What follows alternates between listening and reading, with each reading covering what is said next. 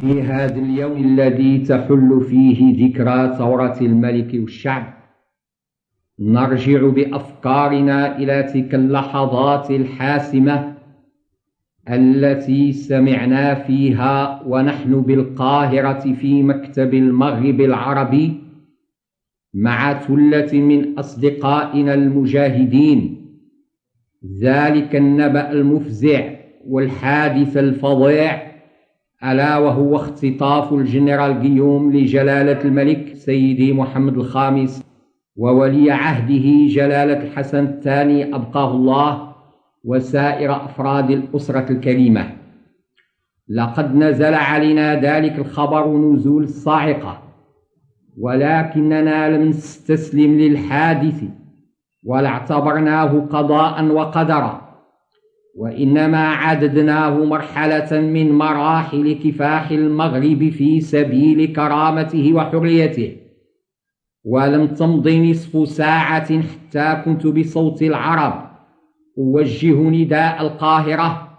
وأخاطب الأمة المغربية بضرورة التضامن مع الملك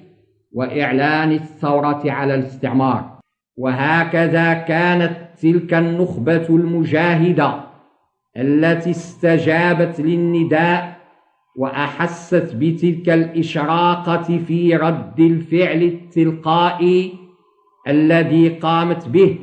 مندفعة لا تلتفت إلى الوراء ولا تبحث عن غير العمل والفداء والاستشهاد في سبيل المثل الأعلى الذي وضعته أمامها، وهو عودة الملك